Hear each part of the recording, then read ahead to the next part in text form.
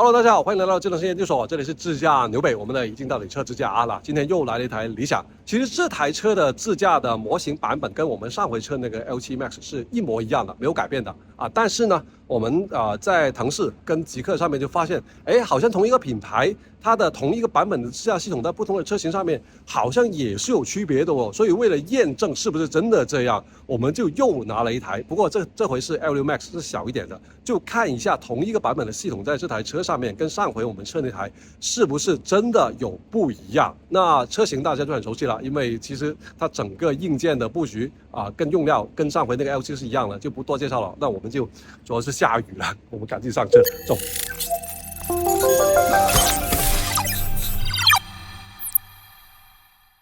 记得关注智能车研究所，并一键三连。NOA 启动了，我先把导航地图给打开啊。好，左方有个切入的来车，但没有影响到我们。欢迎大家来到智驾纽北。今天呢，是我们智驾纽北有史以来第一次遇到下雨的天气啊，因为之前的我们开始做智驾纽北，做一镜到底测智驾之后的天气都是很好的。好，我们先看一下前方来到我们第一个迷惑的桥洞这个地方啊，果然啊，理想有 VLM 的加持，对于这种很迷惑的路线的识别就是有优势，它发现了右边才是正确的道路。然后我们马上呢会有一个向右的大曲率的弯道啊，就是大桥湾啦。为什么叫大桥湾呢？大家可以找一下我们之前对于极客007的那一条片子看一下。好，也是毫无波澜的通过了大桥湾啊。顺便在这里先说一下，我们智驾纽北正在征集我们这条路线的一些路弯道或者考点的名字啊，比如说这边是我们的2号的路口，但是这个路口我们现在还没有命名的。那所以大家如果看了我们的片子，对于这些路口有什么想法的话，可以把你的创意给发上来啊，一旦采用的话，我们会送上一点小心意的啊。当然，因为我们节目的预算有限了所以只能是小心意了啊。也多谢大家的关注，也希望大家这很丝滑的超过了一个2轮电动车。也希望大家可以多多关注我们智能车研究所，并且一键三连支持一下我们创作不易啊，借车不易啊，尤其经常要借同事的车，就难免会有刮蹭啊，所以大家的支持跟投币，我们会建一个刮蹭基金的。那有了刮蹭基金，就可以更加放心大胆的借同事的车来测智驾了。好，我们回到路上，刚才已经通过了之前有几台车都踩坑的一条大实线啊，理想 L6 Max 是完全没有问题的啊。顺便介绍一下，今天 L6 Max 的模型版本是这个10.15.7，属于一套 V13端到端的一个模型，然后车机的版本是7.10.0的贝塔9版本啊。然后我们再回到这边，对，好。前方呢就会有一个马上要离开这条比较正常的道路，进入到很好，他发现了右方的 M9， 然后就收了一下油。对，因为我们这边马上要靠右转进小路了，所以他收油之后呢，就采取了占用了右边的车道，然后现在减速了，准备右转啊。到目前为止 L6 Max 的表现都相当好哦，动作非常丝滑哦。好了，这边就进入到我们一个难点了啊，这个也是一个非常迷惑的点，因为大家可以看到左右两边都停满了一些临停的车辆。好了，现在 L6 Max 好像他还在思考，他好像觉得这个黑色的车是可能有危险，所以他就不敢动。但其实他想通了，终于想通了，其实是临停的车啊，你走吧。用你的 VLM 去分析一下现在的路况是可以走的。来，好了，蒙迪欧通过了之后，后面又来了一台凯美瑞通过之后，我们应该又来了一台这是 F3哦，哇，竟然现在还能看到 F3 呢，很难得啊。哦，原来是16来的，不是 F3 呢。好了，你还不走，走吧。我要帮他一下了。这里我先尝试一下，给个效率的共价，看它能不能过去。但因为它没有生成轨迹啊，我还是效率接管了。智能驾驶已退出。好，这里我就帮了他一下。这边这个路口确实是难的，你看人都要倒一把啊。这边我们就只算一次效率共价啊，因为这里确实今天的状况是很糟糕的。好了，大家现在可以看到我们的屏幕左上角有4组数字，这是因为我们不想用一个简单的接管数来评价一台车的智驾系统它的好坏。好，看能不能启动呢？还不能启动，哎，可以启动了。好，我故意的，我就看到对象有个特斯拉，然后我故意启动的，看它怎么应对。好，哎，非常好，它很丝滑的通过了。也在很丝滑的通过了这个电动三轮车，然后也在很丝滑的通过了这个桥洞，但是有一点点压了左边，所以把对向的那个白车给吓了一下啊，但问题不大啊，我们反正很丝滑的通过了。现在在一个暗光的隧道里面，这个隧道主要是看它会不会受到光线明暗变化的影响，比如说这里一出来，哎，光线变亮了，但是因为 L6 Max 有激光雷达，所以毫无波澜的啊。这边有一个哇，驾驶已退出啊，他刚才好像。反正他发现那个电动车的速度是比我慢的啊，所以刚才是有一个安全接管的。哎，这里前方道路他说要退出了，要降级了，因为这里就会进入到我们的。我们先看他能不能过这个闸机啊，是不能的，他识别不了。辅助驾驶已退出。啊，这个闸机是一个很难的难点，所以大家不要看到这里先不要批评说L6 Max 这个 AD Max 不行啊。因为我们现在走的其实是城市道路，在城市领航的系统里面是不会加入对闸机的识别的，因为你想想都知道啊，城市道路上面怎么可能会有闸机呢，是吧？所以刚才那个闸机确实是一个难点。然后现在我们是在一个村庄道路里面，因为这里降级，我就打开了啊，它现在是用 LCC 的。然后我们也可以看到，它虽然是 LCC 啊，但是对于这种大曲率的弯道，你看，对于这个弯道的跟线能力相当的强哦。刚才那个弯道方向很丝滑，车速也是很丝滑的，所以这个 LCC 的实用性很高啊。虽然这一段路是降级了，好，前面又来到一个闸机口啊。今天 L6 Max 不走运，因为前面老是有一台车，如果没有这台车的话呢，可能它能通过这个闸机的啊，但现在不能的。辅助驾驶已退出，因为在闸机的这个赶下来或者打开的过程当中，它是。系统是判断为前方是可以通行的。我先激活系统看一下这个无保护的左拐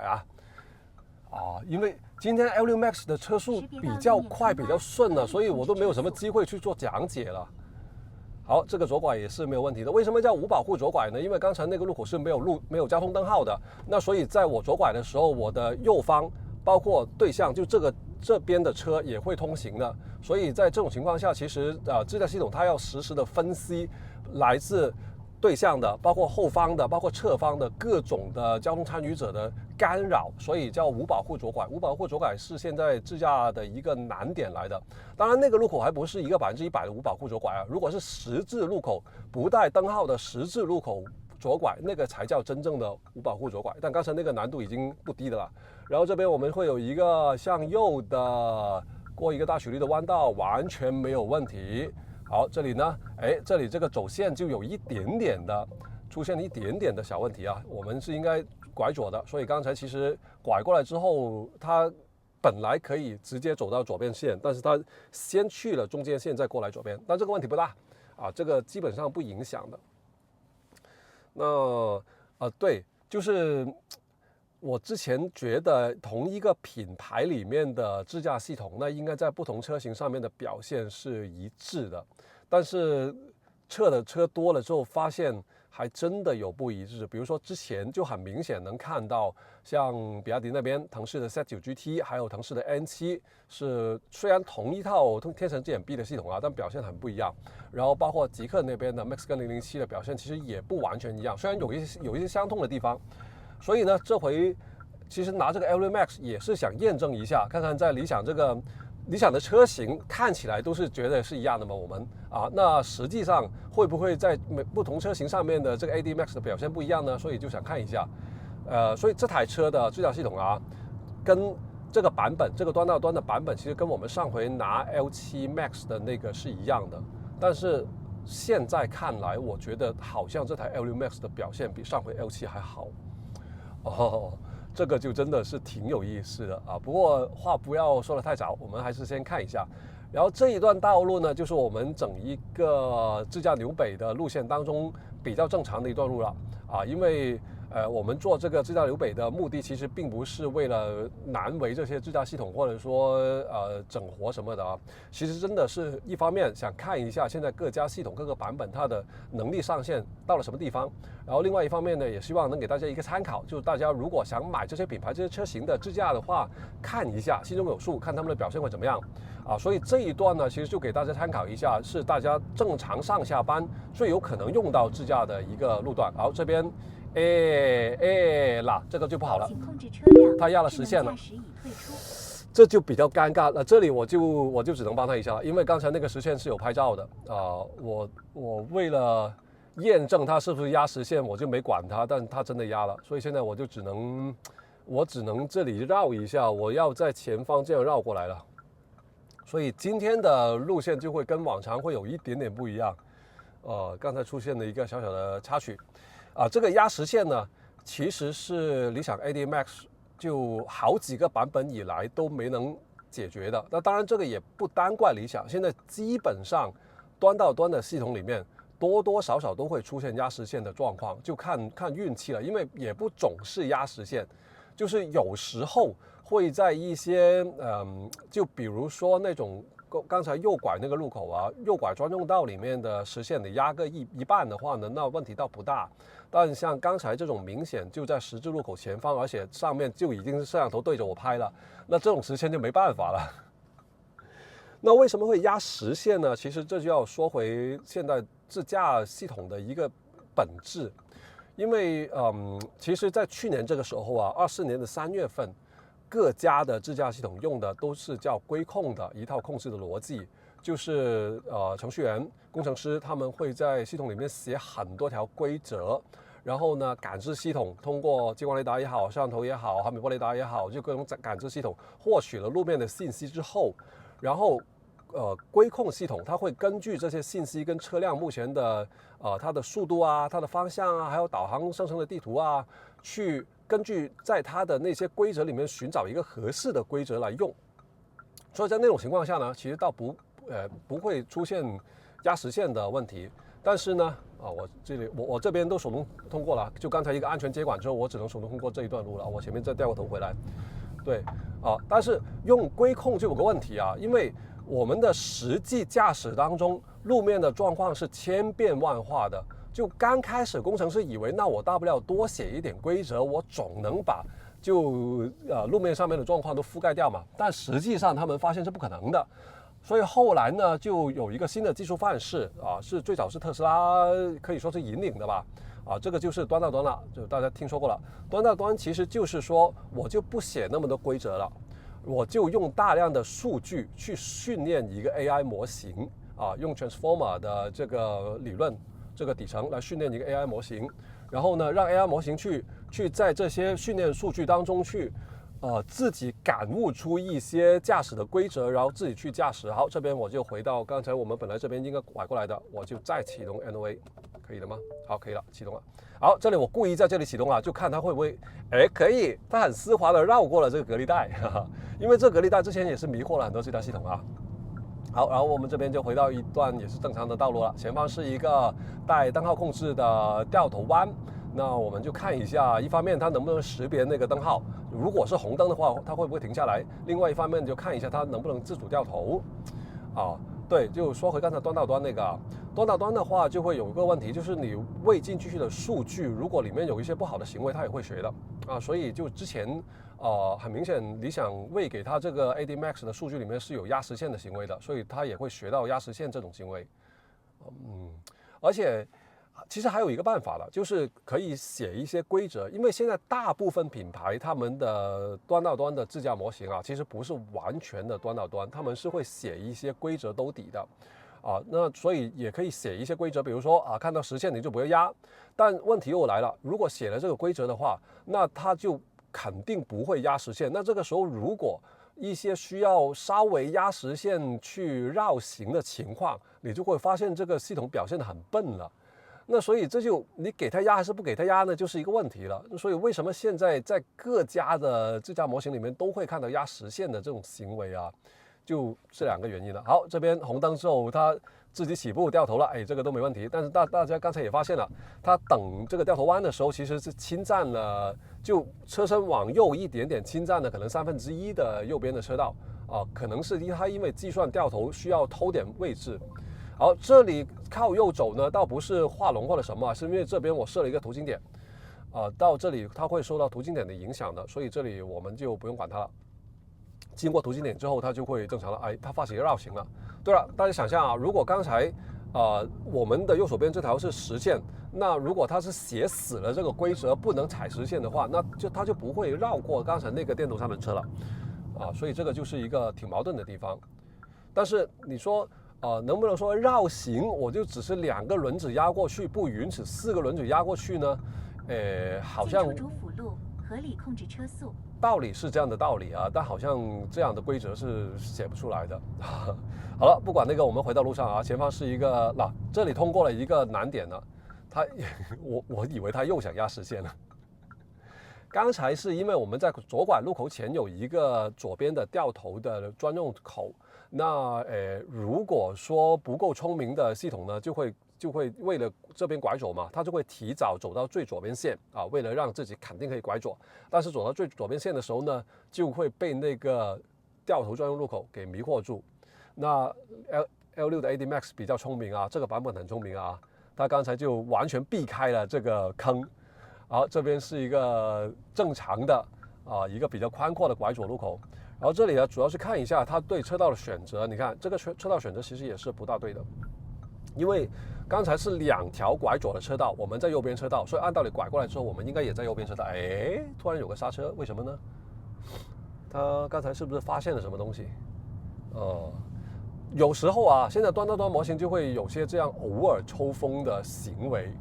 这个也是端到端模型的一个特性。但这个特性呢，其实是可以通过加大训练量，还有加大训练数据的质量去把它改善的。那现在理想的这个训练量其实已经算大了。他们说回它这个模型号，为什么叫10.15.7我没有记错吧？对，10.15.7，前面的10就显示它是1000万个 clips， 像之前的800万 clips， 那这个版本号就是8。然后15呢，就是它用的是第15个模型，然后7呢，就是在这个模型下面训练了7次，来得出了现在这一个车上的端到端的模型因为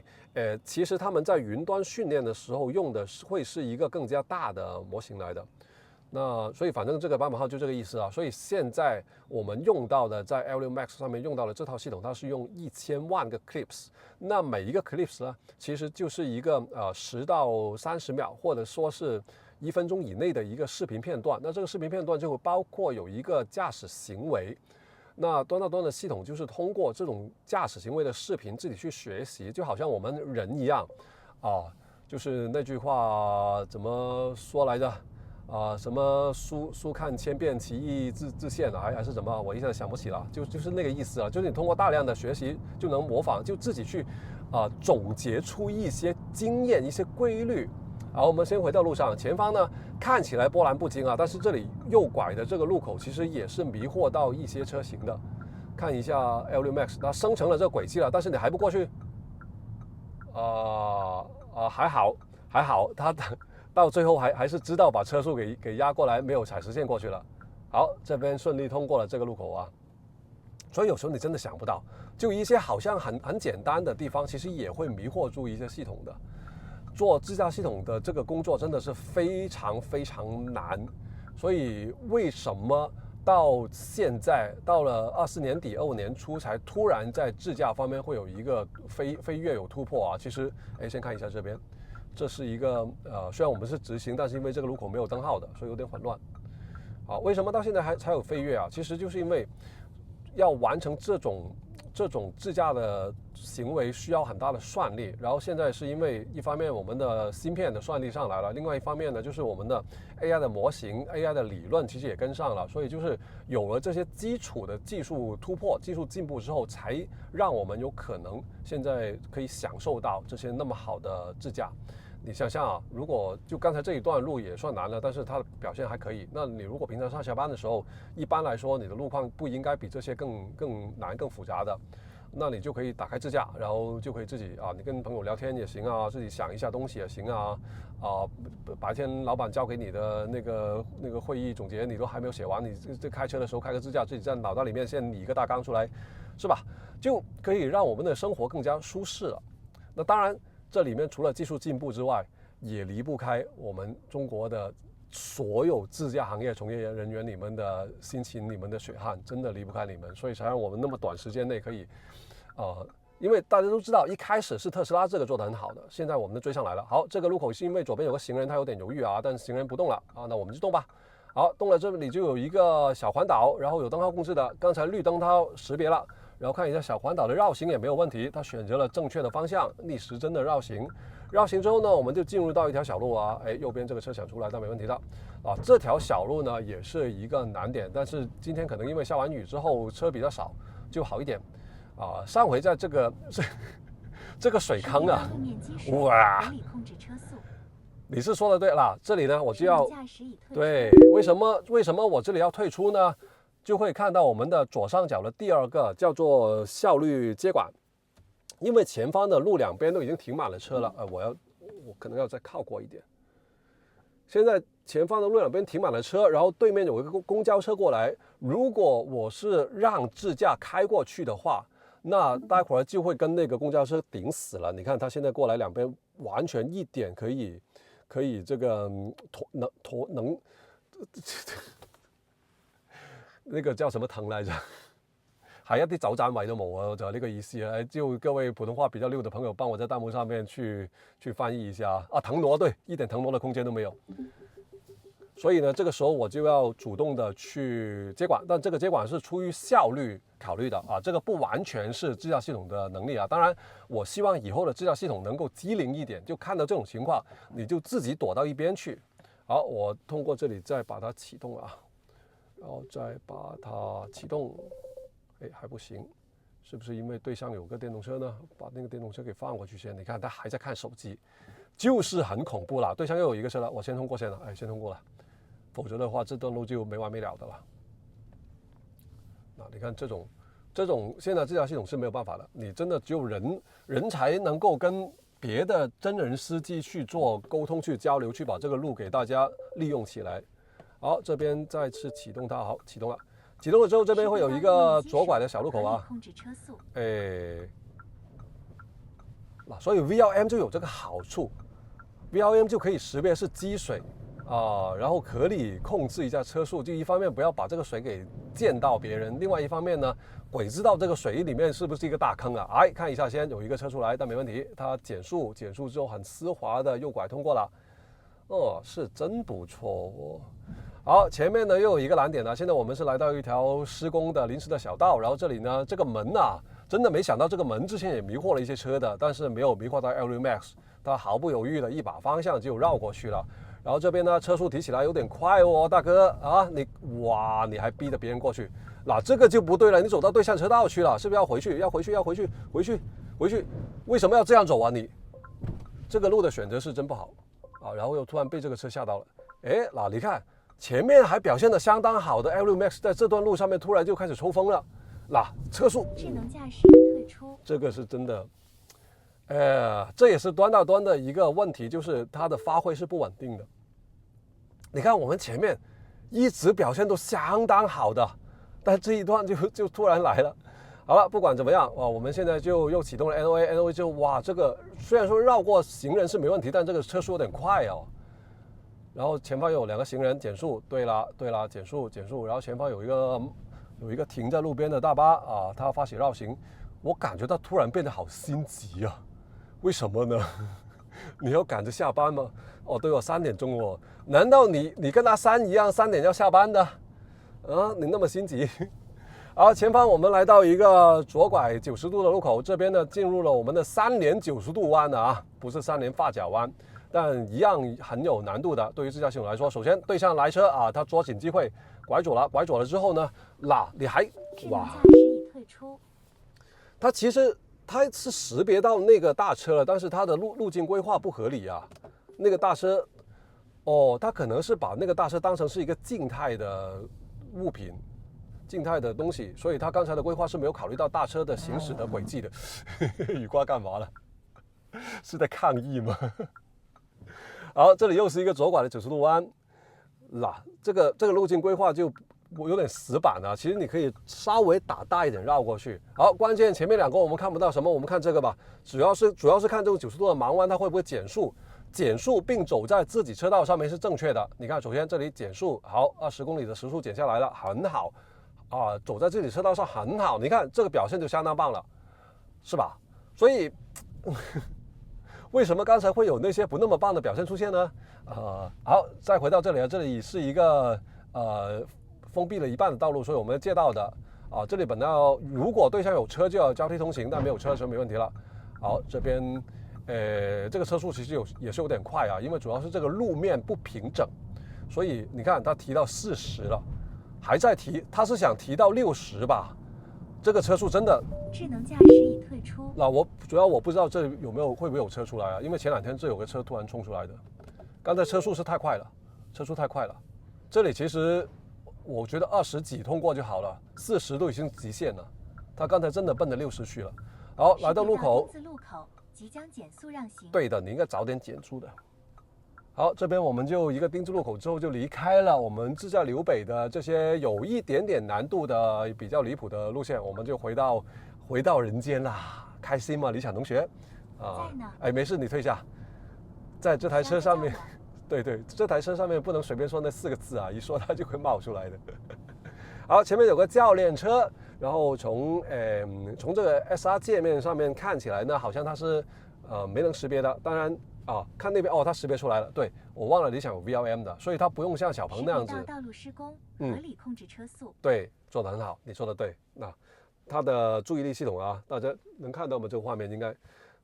这边因为理想在7.0的这个车机之后呢，就会加入了这个自驾模型的一个可视化的 AI 推理可视化的功能，就在这边可以看到。它的包括端到端模型的一些路线的规划的输出啊，包括它注意力系统的注意力怎么分配啊，然后那边包括 VLM 那个大家应该看不到了，就是VLM 整张识别道路的一些状况，然后去通过文字描述的方法告诉端到端的模型，对，所以它会比较灵活。像刚才那个一开始的那个迷惑桥洞啊，还有包括那些潮汐车道啊、公交车专用道那些，它都能识别的。好，我们这个绿灯起步也是毫无波澜啊。那你知道前面是教练车的话，应该是绕行了吧？老 VLM 你没有好好工作啊！你不告诉端到端模型去绕行的。我确认一下这个，难怪是我的问题。我们这个路线，对，这样就好了。对它，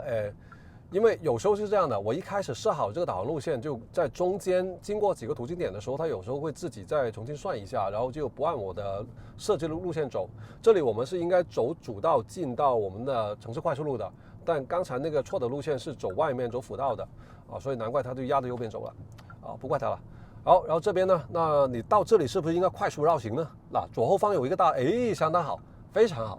这就非常好了，因为左后方有个大车过来，他如果不抓紧这个机会赶快发起绕行的话呢，那就只能要不就继续在教练车后面慢慢的走，要不呢就是要跟那个左后方的那个很吓人的大货车去做博弈。那当然我是肯定不想跟大货车去博弈的，这种博弈无论输赢我都是一身冷汗的。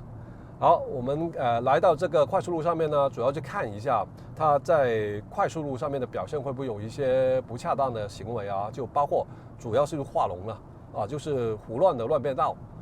或者是一些胡乱的加减速因为理想他们是走的比较激进的，他们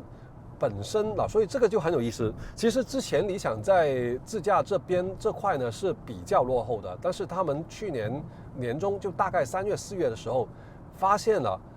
这个端到端是一个很好的技术范式，然后他们就很坚决的切换到端到端上面，而且他们一切换呢就完完全全的切换，包括他们的高快部分也是切换到端到端的。好，这里就是因为我们左边的大实线是不能压的，所以哪怕前车打了双闪它也不超车，但现在可以超了吧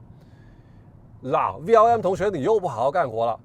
前车打双闪那么慢，你还不赶快超车？不要抗议，抗议无效，收回啊！被后面的那个大车闪了。刚才就是动作慢了一点，所以后面的刚才那个大货车离我靠近了，他已经闪远光灯提醒我了。他看看我这个动作像个新手，对啊，这个雨刮真的是抗议是吧？好了，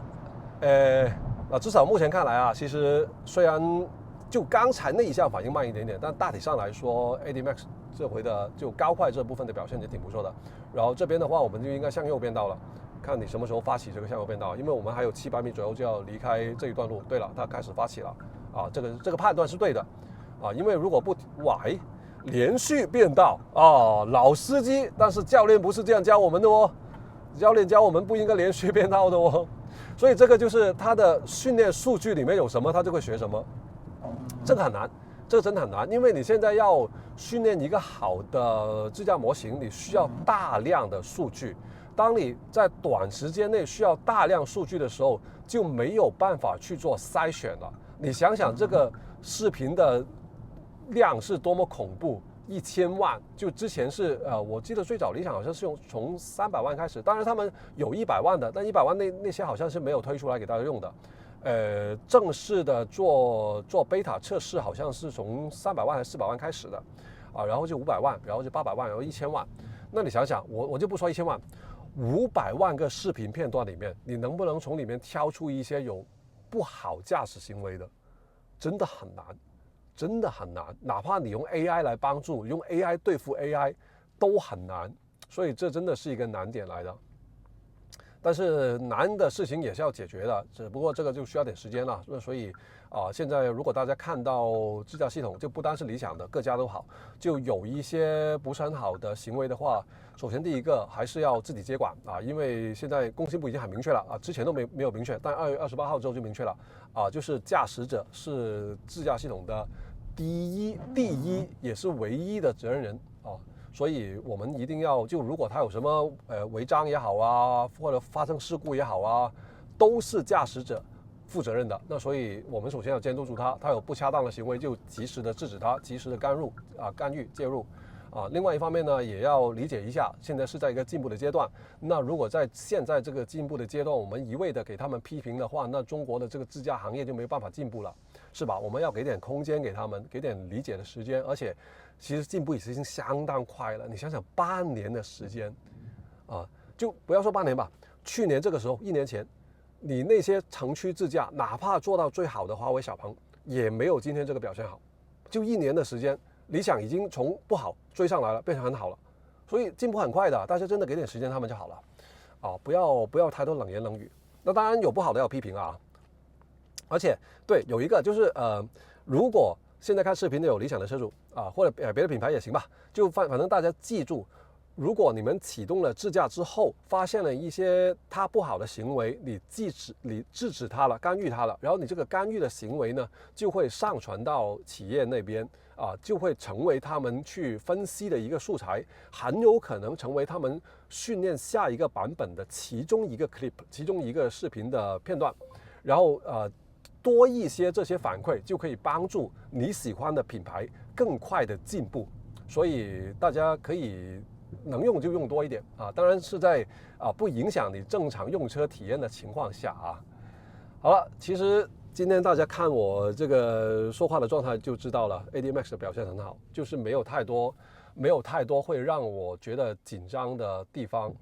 啊，而且就中间也没有出什么太多的问题，这表现真的是相当的好的啊！真的没想到我，因为我第一次测理想的自驾其实是在春节前，我想想啊，应该12月份或者1月份的时候，到现在是3月5号，对，真的就这短短的3-4个月，理想的进步非常明显，非常明显。当然啦，我不排除他们把这条路线就特意的跑了一遍。因为现在我们自驾流北都已经公开的了啊，那其实各个品牌也都就就各个品牌的工程师其实都会知道我们这条路线是怎么样的，所以可以做一些有针对性的优化是有可能的。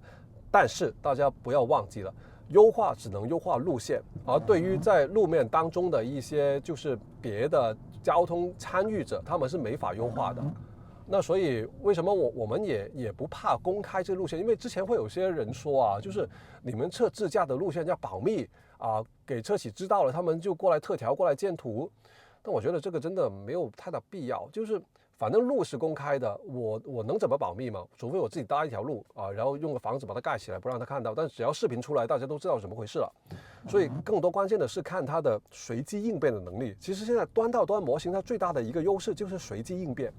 路是固定的，你可以特调，但是那些行人呢，那些电动车呢，那些违停的车呢，那些不按套路走的车，那些人呢，你怎么去特调它？没得特调的哦，所以还是看它随机应变能力。那今天看来，行了，在站你了，你就不要吵了。今天看来它随机应变的能力还是挺不错的。好，最后一个掉头弯